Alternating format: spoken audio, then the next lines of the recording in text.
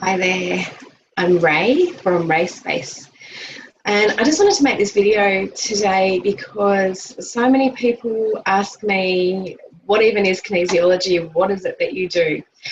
And so I call myself a kinesiologist. I am trained as a neuro-linguistic kinesiologist, but I also now kind of weave my own essence through that as well. And that's I guess why I kind of call it Ray Space partly as well, because it's very much me. It's very much my creation that I bring you into when you share this space with me. So I just thought I'd quickly run through a little scenario so you can actually see a little bit how a session with me might run. And I'm going to use myself as the guinea pig. So muscle testing is the basis of all kinesiology. So this is, I'm using this finger, the muscle in this finger, to test. So that's a strong response. There's no stress shown. If I say, my name is Marigold, it is not. My name is Ray. It is. Okay, so that's a strong, positive, no stress response. If I say something that my body does not resonate with or that causes stress, then it will release. So I might ask, would it be good for me to drink a Coke right now? No, it's not, because I know the sugar's not good for me right now. And I often question, do my own preferences and opinions impact on these responses? And over I've shown myself, no, it's not, because quite often I will pull up corrections during the balances that I hate doing, and I pull them up, I'm like, no, why am I doing that one now? I don't want to do that. And so that's really good reinforcement to me that I'm not influencing those responses at all. It truly is the best correction for that person in that situation in that point in time. Excuse me. So that'll all make sense as we progress through a little bit more. So I'll just do lots of little checky bits. I'll check different alarm points and see me doing this, and I sort of have to talk to myself. But in a session, we'll have a chat. I'll figure out kind of where you're at, what it is roughly that you want to work with. And then I go through a series of questions that I just check with my muscle testing to find out a little bit more background information as to how and where you are storing that issue or that stress in your body. And, I'm always happy to talk to you about that. If you don't want to know about it, you just want me to do my thing, that's totally fine too. But I'm always happy to, explain as best I can and help it kind of make sense for you as we go along as well. So you're always welcome to ask questions. Sorry, my lungs are not doing their best today. So we've had a chat. We've identified our kind of main issues and kind of dug into those a little bit. I do tend to do a bit of talking, and usually I'll create an affirmation for you. Right now, though, I'm just going to ask, what do I most need to bring up for me right now? It could be my sore hip, it could be my dodgy chest, who knows, but I'm just going to ask a quick couple of questions to find out what it is we're going to work with. So let's go. Can we find an emotion? Yes. Okay, chart. Behavioural barometer. So I've got a bunch of charts that I work from. I've got some on the wall up in front of me. I've got a bunch in this little folder that I'll flick through. So there's way more information that I access than I can actually consciously retain in my brain. So yeah, I'm constantly referring to different charts and different pieces of information. So right now we're finding, so I'm carrying an emotion of feeling loveless or unlovable. Is this related to a physical condition? Yes, it is. That's a positive response. Is it my chest? Is it my hip? It's both my chest and my hip. Okay. Is that related to a particular person I'm thinking about? Yes, it is. So if I think about that person now, yeah. Okay, so let me jot this down so I don't lose track of it. So hip and chest, unlovable, loveless, and the person. Okay, can we do some work to clear this? Yes, we can. So I'll often ask yes/no questions as well. So that's a yes, that's a no, because obviously that's a positive, that's a negative. Okay. Do I need to know where I'm holding it? Yes, we do. I need to do the actual full thing on you. So I'll just run through this quickly.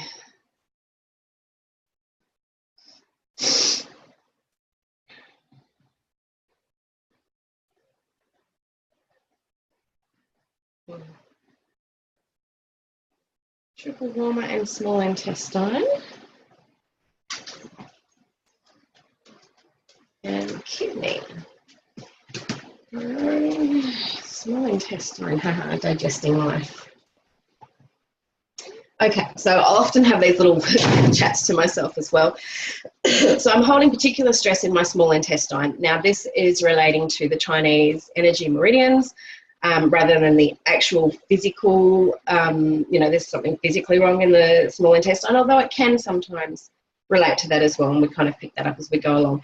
But this particular case, it's the energy, it's the functionality energy of the small intestine, which is around digesting life.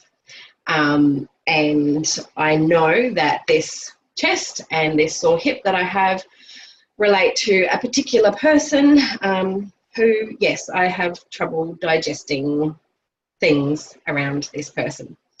And small intestine, the emotion most linked into it is joy. And so when things are off kilter with this person, things are most definitely not joyful. So that's all making sense for me. So we're working with the idea of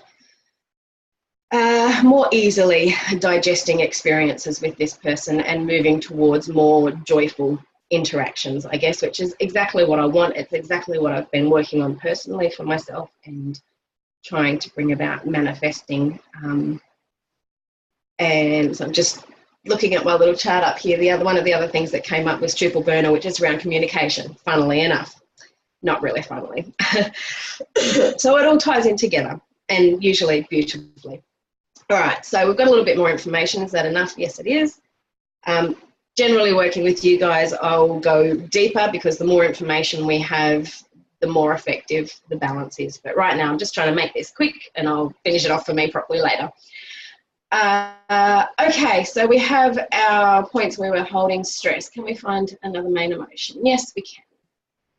Look in a card. This is my little collection of cards up here, so I just ask, which one's the best one? And it's a dragon card. I love these cards. So good.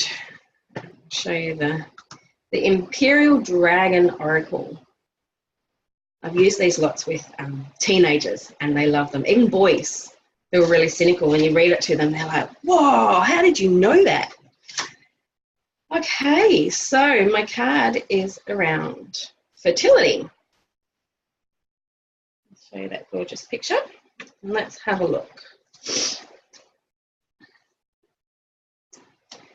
The abundance of nature and fruitfulness. Bountiful Earth Mother springs forth from even the most barren of ground, and with time will turn it back to rich, fertile land. She is filled with hope, love and joy, and uses these energies to bring new opportunities through the union of opposite and sometimes contradictory forces. She brings abundance in all its forms, from simply having food on your table every day to possessing the resources to bring your dreams into reality.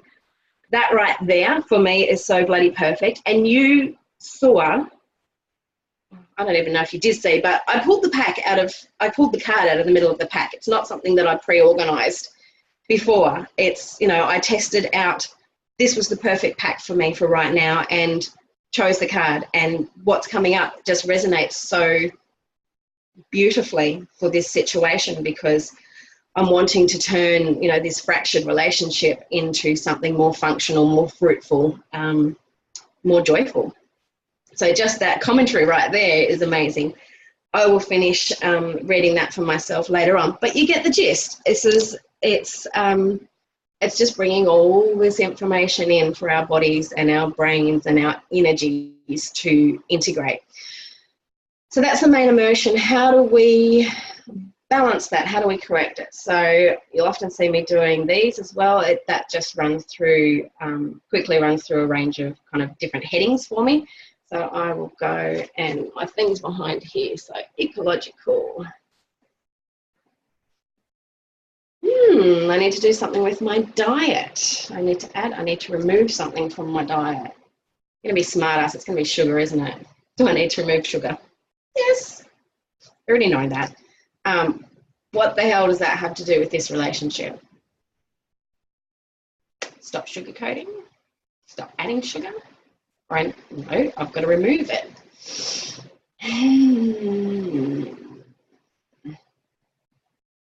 Is it just for me personally? Is it going to affect this relationship? It is. I don't know how that works. Do I need more information? No, I don't. Okay. I'm just being told I need to remove sugar. Refined sugar. Natural sugar is okay. Yes, so it's just refined sugar in pretty much every form, I think. No. That's all right. I'm planning to be good anyway. And I have been working on it with this chest. So that's all right. It's all good. I know it. All right. Do I need to do more balance around fertility? Yes, we do. Another correction? Yes. I'll show you my fingers. Okay, so we're looking at structural corrections.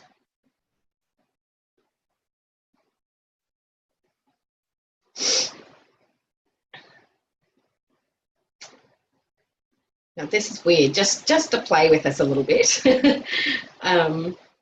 Again, I don't know how this affects this relationship because it's something physical for me. It's deep pressure, which is perfect because I'm going to have a massage on Friday. Is that going to help? Yes, it is. Okay.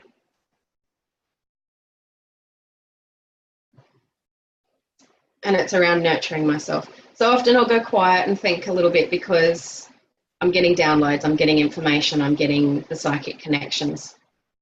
So it's very much around, it's very much around nurturing myself and nourishing myself, which means that I am then able to approach this relationship from a place of having a full cup, of not needing anything from them and not having any expectations of them, which means that whatever the interaction is, it's not going to throw me off kilter. It's not going to, even if there is shit being thrown at me, which rather there not be, but I can't control anyone else. I can only affect myself. I can only work on myself.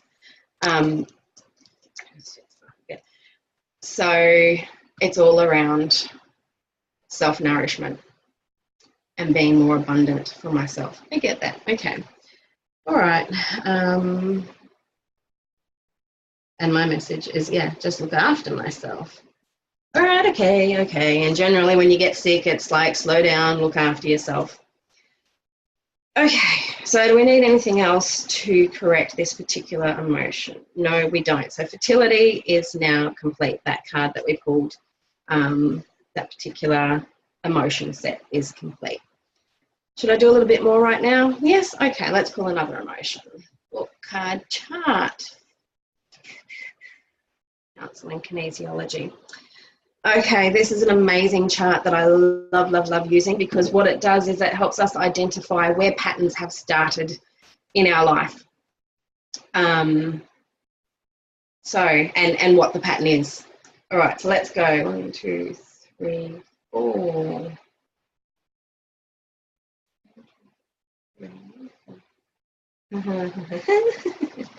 Okay.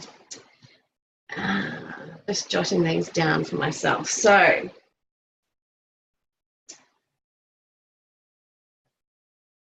feel respected. I did not feel respected. So at the age of 6, 7, 8, 9, 9, 10, 8, 9 years and 9 months old. So you've been what, year 3 or something? Year 4? Year 4. I did not feel respected in the school environment. And as a result, I dealt with that.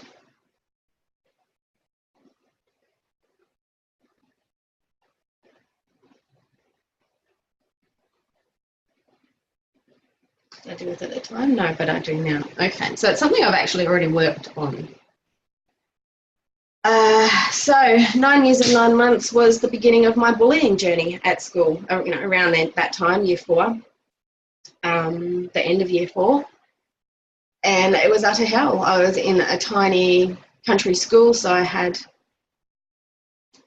one other girl in my year, 2 girls below me, maybe 5 girls above me. But yeah, that was the start of it. That's where I started having a really hard time at school. And so I didn't feel respected by these girls that were being nasty. And it's telling me now that I dealt with that by readjusting. Did I readjust at the time? It was horrible. I just remember it being horrible. It took me years to get over that, but I've dealt with that quite well now. But I guess in a sense, this current relationship, I often feel bullied and it feels unjust.